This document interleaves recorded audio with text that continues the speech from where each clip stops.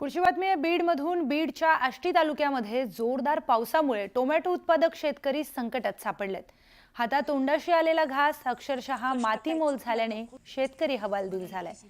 लालाबाई धोंडे यांनी आपल्या शेतात टोमॅटोची लागवड केली होती, तर भर उन्हात पाणी देऊन ही बाग फुलवली।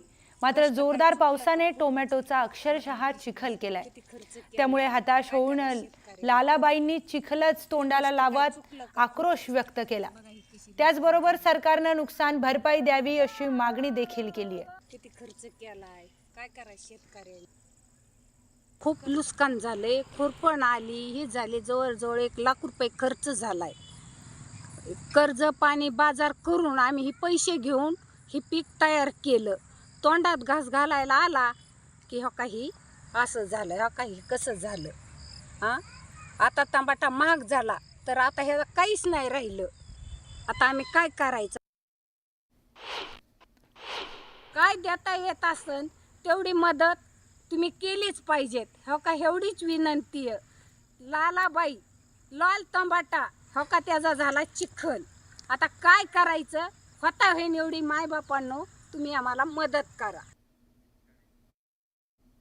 तर मे महिन्यामध्ये झालेल्या पावसामुळे सिंधुदुर्ग जिल्ह्यात देखील कलिंगड उत्पादक शेतकऱ्यांच्या कलिंगड बागा अक्षरशः पाण्यात गेल्यात।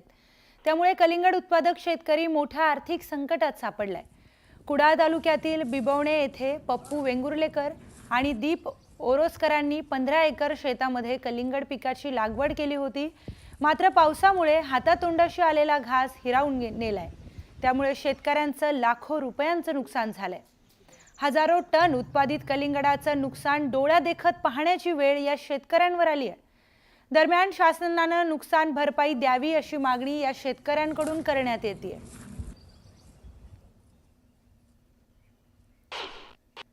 सिंधुदुर्ग जिल्ह्यात अवेळी दाखल झालेल्या पावसामुळे शेतकऱ्याचं प्रचंड नुकसान झालंय। आंबा, काजू असेल या पिकांनंतर भुईमुगाचंही प्रचंड नुकसान झालंय आणि यासह कुडाळ तालुक्यातील बिबवणे येथील जे माणकोली बिबवणे येथील जे शेतकरी आहेत त्यांच्या कलिंगड शेतीचं आहे ते प्रचंड नुकसान झालंय। लाखाच्या घरामध्ये हे नुकसान झालेलं आहे। या दृश्यांमध्ये आपण पाहताय अवकाळी झालेल्या पावसामुळे ही जी कलिंगड शेती आहे ती पूर्णपणे या ठिकाणी त्याची नासधूस झालेली पाहायला मिळते। या ठिकाणी ही जी कलिंगड आहेत ती बाजारात विकली जाऊ शकत नाहीत आणि यामुळे या 15 एकर वावरातील जी कलिंगड आहेत जवळपास 12 लाखाहून अधिक उत्पन्न यातून त्यांना मिळणार होतं आणि याचं जे आहे ते प्रचंड नुकसान झालेलं आहे आणि शेतकरी वारंवार नुकसान भरपाईसाठी मागणी करतोय। मात्र या ठिकाणी कलिंगड हे पीक नुकसान भरपाईमध्ये येत नसल्याचं कृषी विभागाकडून सांगण्यात येतंय आणि त्यामुळे शेतकरी जो आहे तो आर्थिक अडचणीत सापडलेला पाहायला मिळतोय। शेतकरी या ठिकाणी शासनाकडे विनंती करताना पाहायला मिळतोय, कारण या ठिकाणी आंबा, काजू असेल याला नुकसान भरपाई दिली जाते, मात्र कलिंगड या पिकाला या ठिकाणी नुकसान भरपाई दिली जात नाहीये। तरी शासन दरबारी शासनानं शेतकऱ्याचा विचार करून कलिंगड शेतीला सुद्धा नुकसान भरपाई मिळवून द्यावी अशी मागणी या ठिकाणी कलिंगड उत्पादक शेतकरी करताना दिसतोय। कॅमेरा पर्सन अनघासह प्रसाद पाताडे, न्यूज 18 लोकमत, कुडाळ, सिंधुदुर्ग। तर राज्यात पावसामुळे मोठ्या प्रमाणात नुकसान झालंय। बार्शी तालुक्यामध्ये देखील साकत येथे पावसामुळे शेती पिकांचं नुकसान झालं। अशातच नीलकंठा नदीच्या पाण्यातून कसरत करत आणि मार्ग काढत अधिकारी आणि कर्मचाऱ्यांना पंचनामे करावे लागले। तर दुसरीकडे अकोल्यामध्येही मुसळधार पावसामुळे ज्वारी उत्पादक शेतकरी मोठ्या संकटात सापडलाय। बाळापूरच्या शेतकऱ्याच्या शेतातील ज्वारीच्या पिकांचं नुकसान झालंय, तर काढणीला आलेले ज्वारी पीक भिजल्यामुळे कोंब फुटलेली आहेत। त्यामुळे शासनाने मदत करावी अशी मागणी देखील शेतकरी करतात।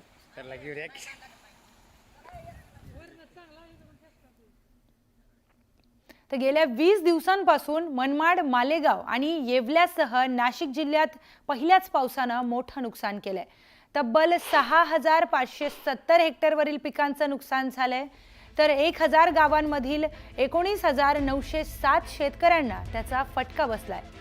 सर्वात जास्त नुकसान आंबा बागा, मका, टोमॅटो, गहू, कांदा आणि इतर भाजीपाल्यांचं मोठं नुकसान झालंय। गेल्या काही वर्षापासून वेळोवेळी नुकसान झाल्यामुळे शेतकरी हतबल झालेत आणि त्यामुळेच या शेतकऱ्यांना सावरण्यासाठी प्रशासनाने मदत देण्याची मागणी त्यांच्याकडून करण्यात येते।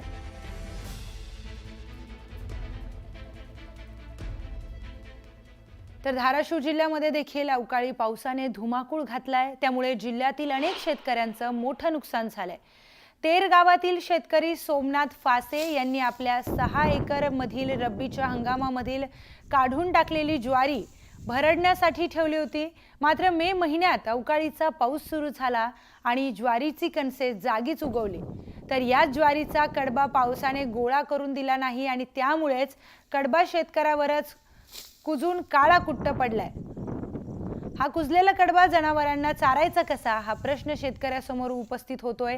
त्यामुळे भिजलेली ज्वारी आणि कुजलेला कडबा यामुळे या शेतकऱ्याचं लाखो रुपयांचं नुकसान होत आहे. सरकारने आता या नुकसानाची भरपाई द्यावी अशी मागणी शेतकऱ्यांकडून करण्यात येते. माझी 6 एकर ज्वारी होती. लेट पेरणी झाल्यामुळं आणि काढायला उशीर आल्यामुळं आम्ही ज्वारी काढली की हा अवकाळी पाऊस चालू झाला. ती ज्वारी काढलेली आम्हाला उचलता पण आला नाही. कडबा तसा वाया गेला. ज्वारी झाकून ठेवली ती पूर्ण उगवली ज्वारी कणस सगळे. त्यामुळे आमचं जवळजवळ 7-8-10 लाखाचं नुकसान झालेलं आहे. कडबा तर पूर्णच गेला. ज्वारी पण म्हणजे 50% ज्वारी उगवली. ढिगाऱ्यालाच कणस उगवलेले आहेत. तरी अवकाळी पावसामुळे जे आमचं नुकसान झालं आहे त्याच्याकडे शासनाने लक्ष द्यावं. तर अवकाळी पावसासह मे महिन्यातच मान्सून दाखल झाल्याने सिंधुदुर्ग जिल्ह्यामध्ये शेतकऱ्यांच्या शेतीचं प्रचंड आर्थिक नुकसान झालंय.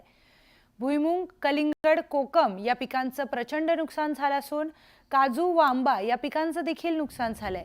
जिल्ह्यातील 74 गावांमध्ये 26 हेक्टर शेतीचं नुकसान झालं असून 175 शेतकरी यामुळे बाधित झालेत. तर शासन स्तरावर प्राथमिक अहवाल सादर केला आहे अशी माहिती जिल्हा कृषी अधिकारी यांनी दिली आहे.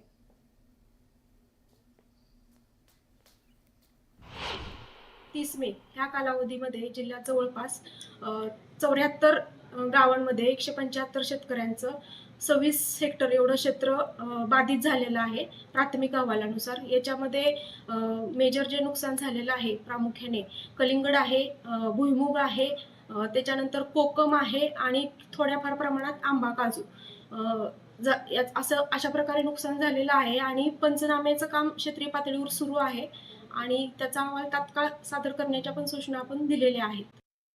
तर मागच्या सोमवारी झालेल्या मुसळधार पावसामुळे मुंबईतल्या वरळीतील आचार्य अत्रे चौक मेट्रो स्थानकात पाणी शिरलं होतं. आता हे मेट्रो स्थानक पुन्हा सुरू करण्यात आलंय. 5 दिवसानंतर हे मेट्रो स्थानक पुन्हा सुरू झालंय आणि पावसाचं पाणी शिरल्यानं या स्थानकाचं मोठं नुकसान झालं होतं. पण पहिल्याच पावसात संरक्षण भिंत कोसळल्यानं स्थानकात पाणी शिरलं होतं. यामुळे मेट्रो सेवा ही वरळीपर्यंतच सुरू होती.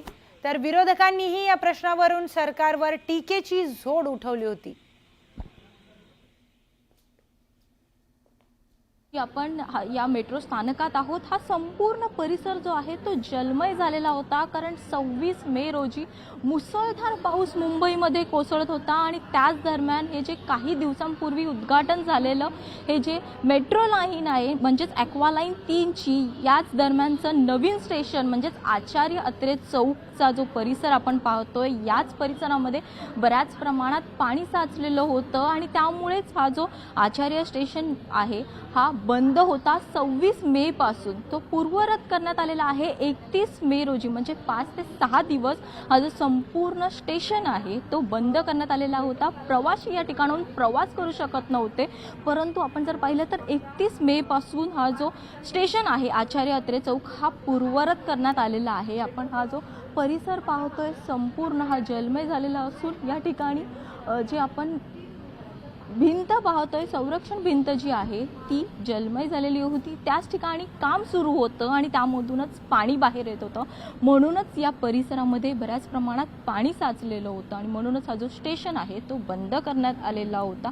याच प्रश्नावरून राजकीय वर्तुळात देखील चर्चा रंगलेली होती की काही दिवसांपूर्वीच या स्टेशनचं उद्घाटन झालेलं आहे, या मेट्रो लाईनचं उद्घाटन झालेलं आहे आणि त्यानंतर अचानक हा जो पाऊस पडलेला आहे त्यामध्ये अचानक याच्यामध्ये पाणी साचलेलं आहे आणि म्हणूनच बंद करण्यात आलेला आहे. परंतु प्रवाशांसाठी ही बातमी महत्त्वाची आपण मानू शकतो की हा जो स्टेशन आहे परिसर हा पुन्हा एकदा खुला करण्यात आलेला आहे. प्रवासी या स्थानकावरून आचार्य अत्रे चौक या स्थानकावरून प्रवास करू शकतात.